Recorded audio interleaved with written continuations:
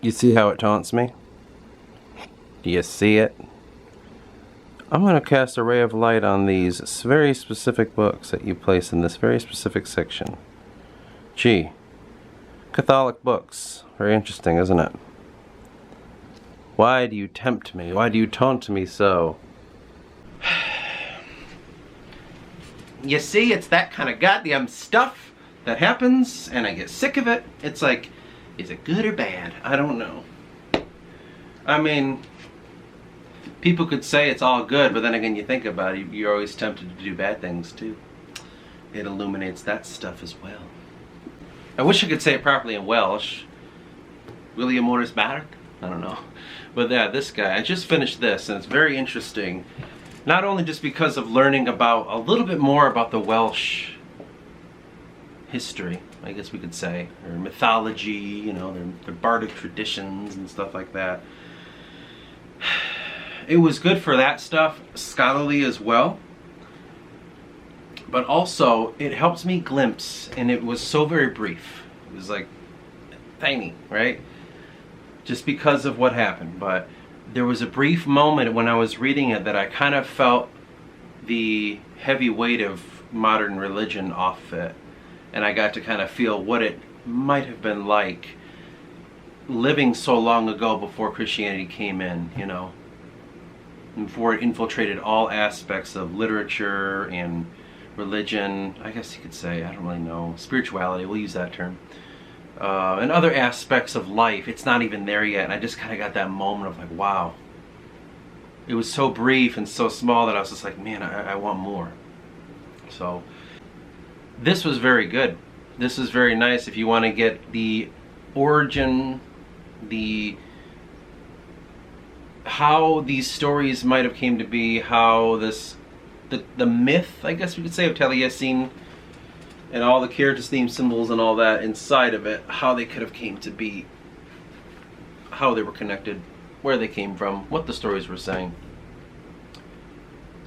It's a very niche thing, you know, like you really have to want to read this to want to read this. But I recommend it heavily.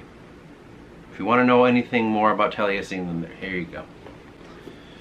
And that kind of laughs, this will laugh in the face of it, according to a Welshman.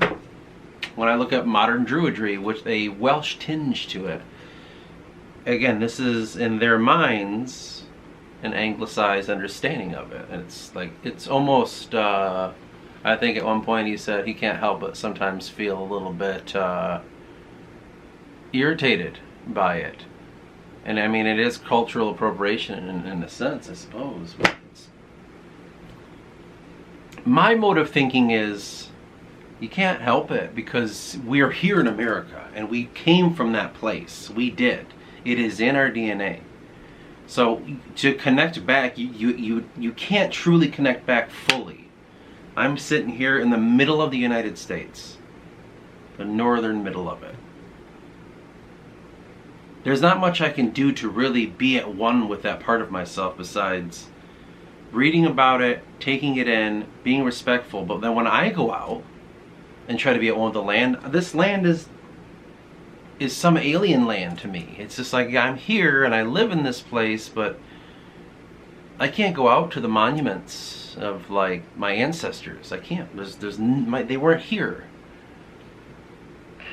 In the megalithic and early Iron Age, Bronze Age, and all that shit. There was another group of people out here that I have no identification with. So it's kind of, what else can you do as a modern person? We're so mixed that it's really hard to get back to the source of things. It's a tough business, I say. But there is a lot of aspects of what we try to do, and as in like how we go about finding our way back. And we have to connect it to so many other fucking things. So this Druidry shit is so connected in Eastern philosophy now. The modern Druidry, so the Druidry of the the OBOD, the Order of Bards, Obates, and Druids of America. I don't remember what they call themselves.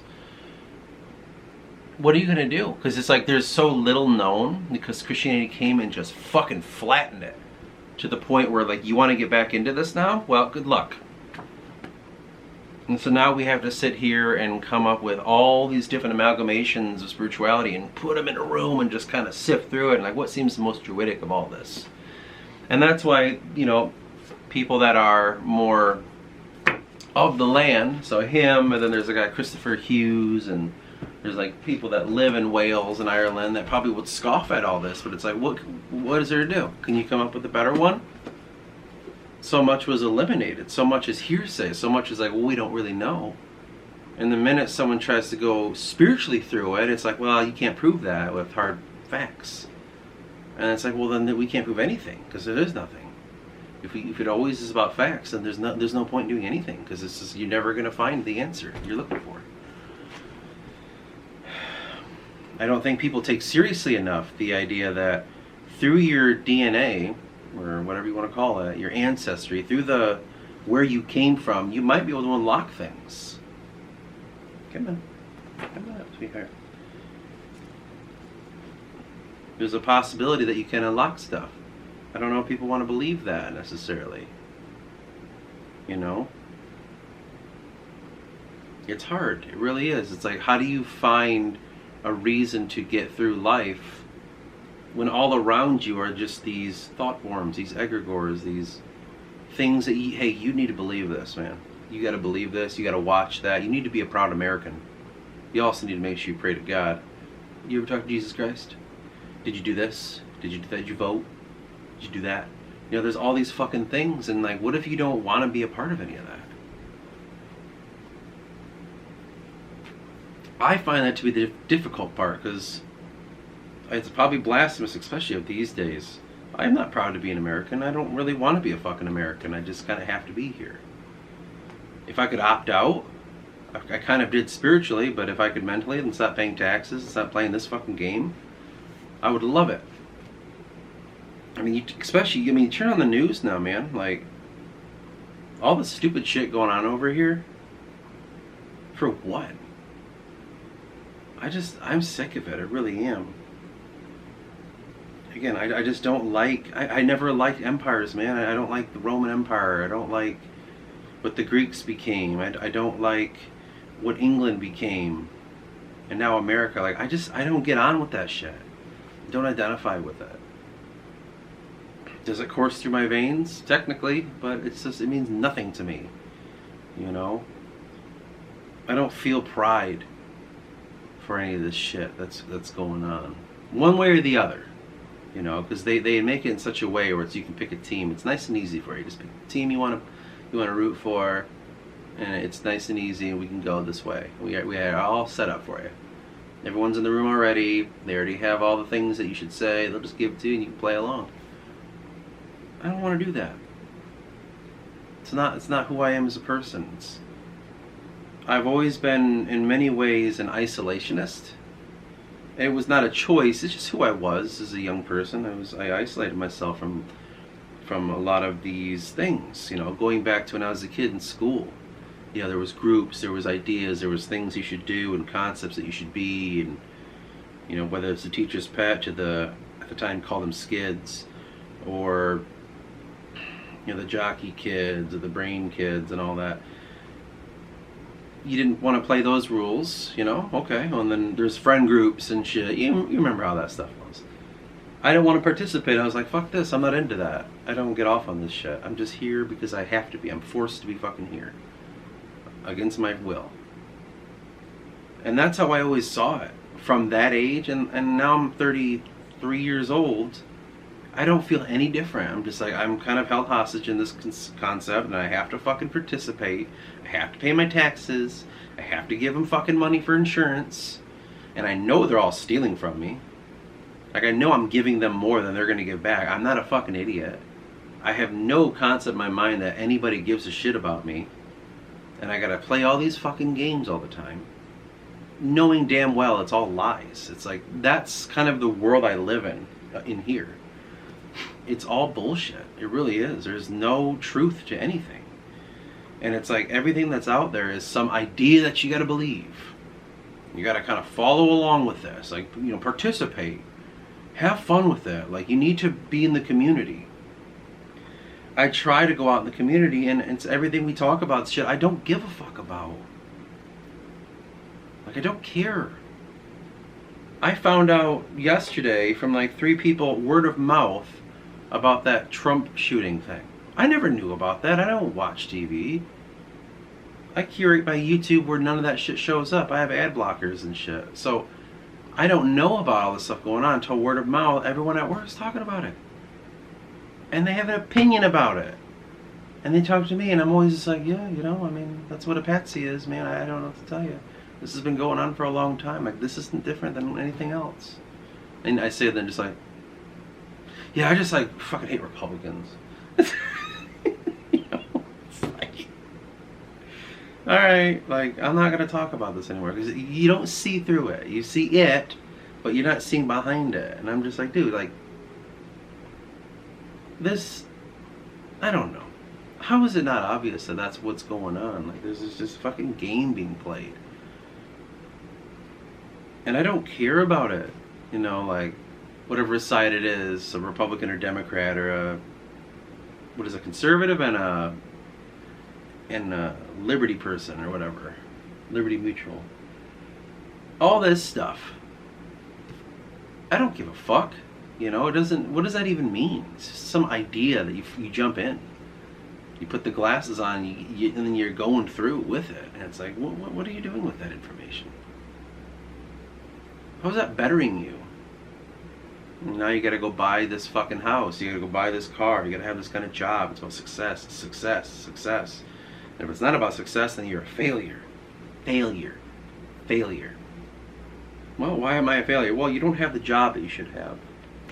You don't have the mindset, you know? Like, you gotta get up and go get it, you know? And so I don't participate in it. I don't play, you know? I don't drink alcohol. I don't do drugs. I don't gamble. I don't, whatever else is out there for people for pleasure. There's all this stuff, and I just look at this world and I'm like, man, the world of man has always been corrupt. I get it. This is not a new phenomena that's just like appeared out of nowhere. This is always how it's been. And I just look at it and I just like, I don't see where I want to jump in. In my modern American culture, I don't see like, I'm gonna jump in that, like, because that I identify. I don't see it. It all flies by me, and I'm just like waiting as it's going by. I'm okay, you can jump in when you feel right, and I just don't see anything that has any significant meaning to me. Any of it. I'm after some weird elusive goddamn thing that has no words, that has no true identity. It's some sort of feeling that's inside of some ancient thing. It's all I always chase. You know, I love the Welsh, Scottish, and Irish cultures. I fucking love them. They mean so much to me. I'm more proud of that than I am being an American. And my family's been removed from, you know, what we could consider Great Britain. We've been removed for that for hundreds and hundreds of years. We've been gone. Most aspects of my family. And I still feel way more proud about that. I would go there and say that, and they would just look at me as another American. Like, oh, here's another American saying he's Irish.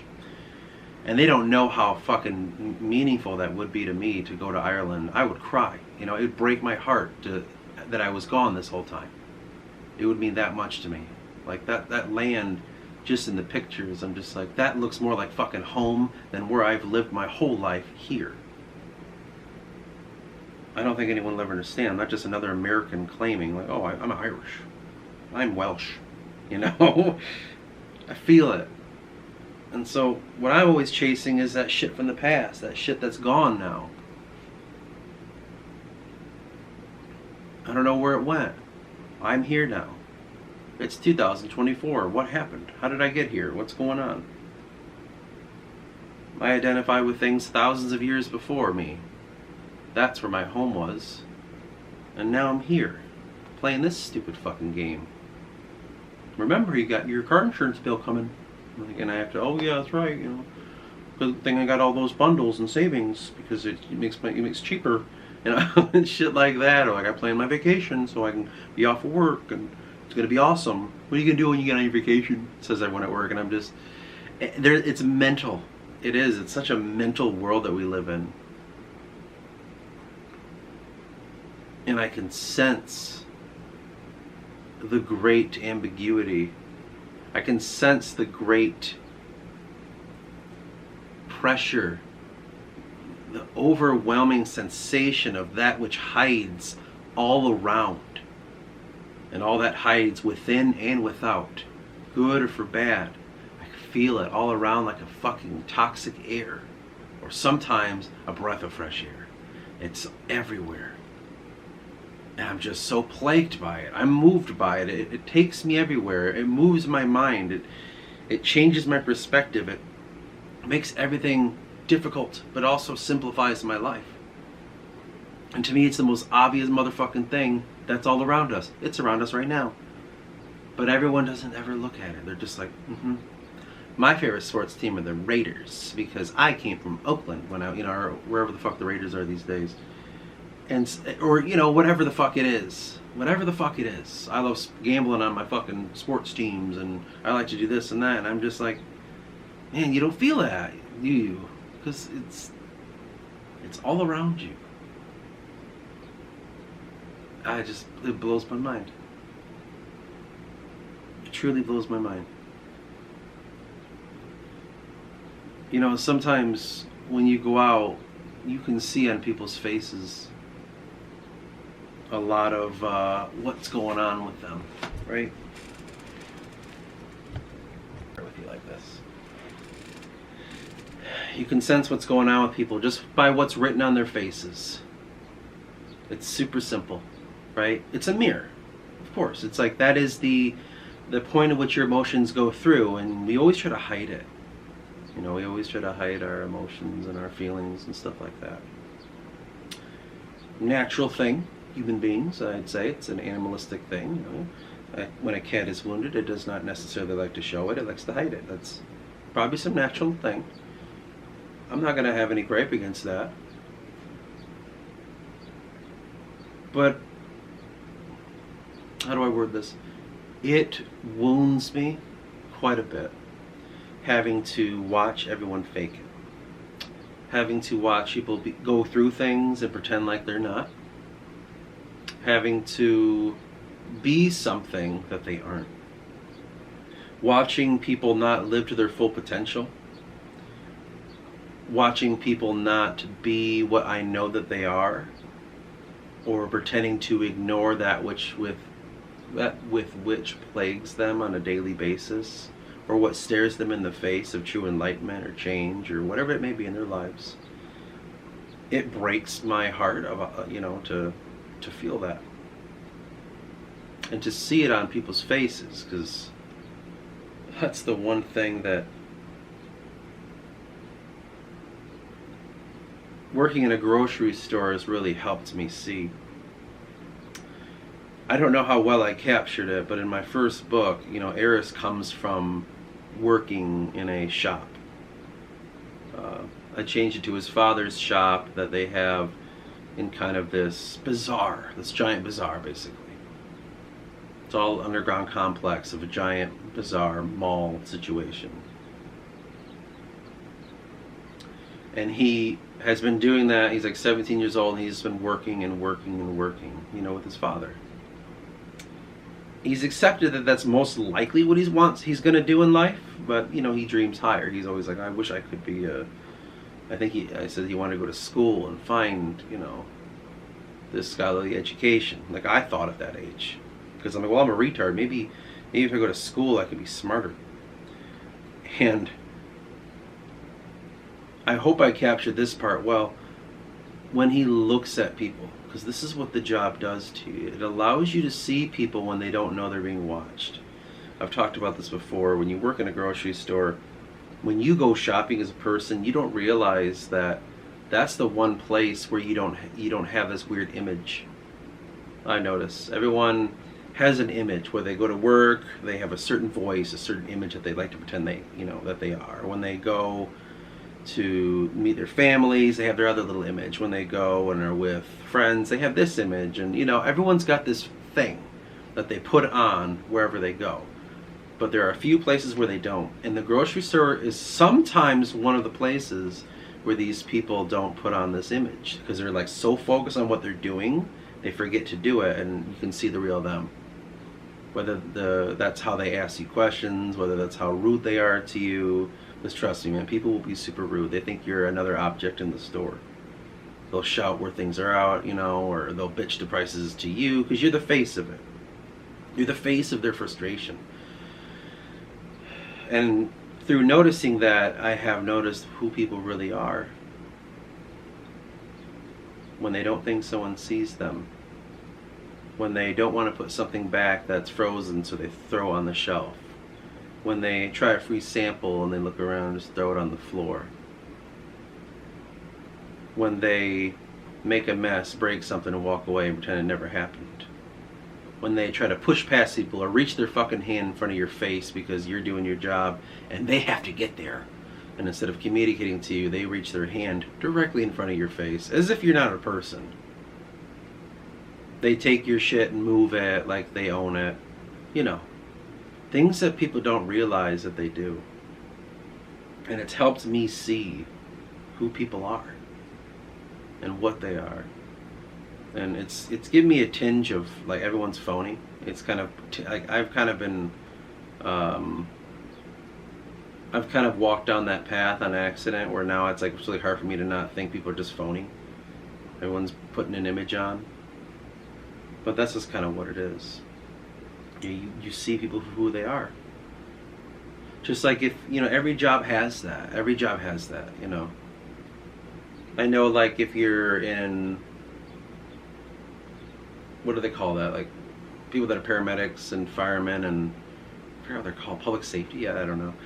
When you're in that field, you're seeing a totally different aspect of mankind all the time. Or like if you're in the police force, totally different thing. You're seeing this side of it. You're there when they're having their worst day generally, and you have to fucking be a part of that worst day. And so it's like, I can imagine how that would tinge you, you know. And this is just a lesser version of that. I get to just subjectively watch people and listen to their conversations. I don't want to, but you're there. You're there. What are you going to do? Like, sing really loudly so you don't hear people talking? Like, you're going to hear them talking. And so I hear their conversations. And I'm always just like, oh, God. Because the things we talk about, what we think matter, politically, religiously, and all that shit. You know, the main topics.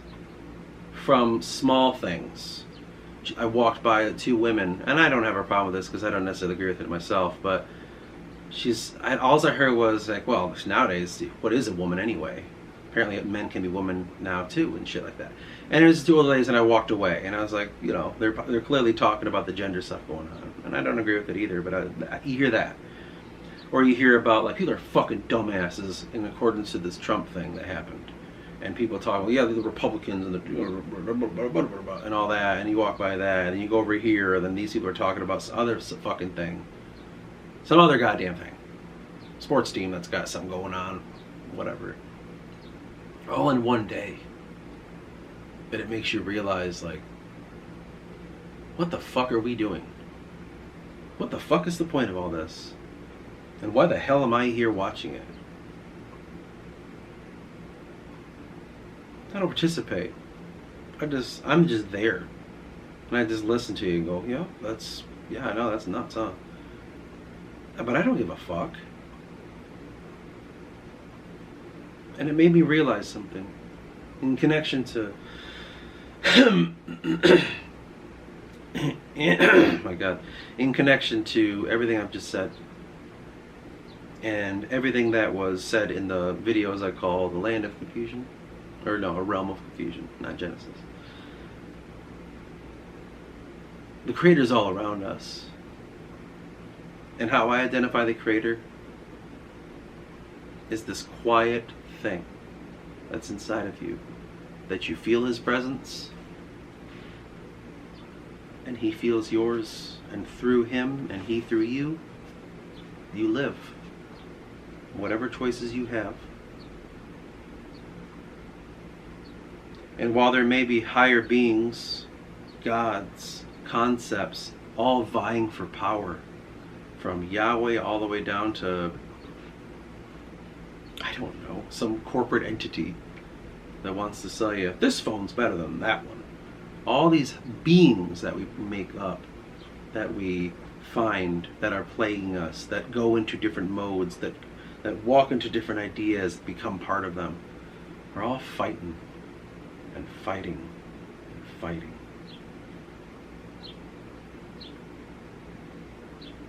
But there's the Creator who's quietly there too.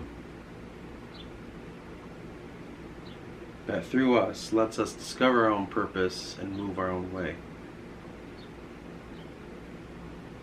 Because the one thing He never asks for, whatever, is you, because He is already.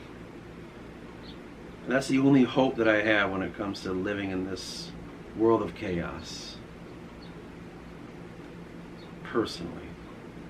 But we'll see how that fucking continues to go for me. I know, Honey Bear.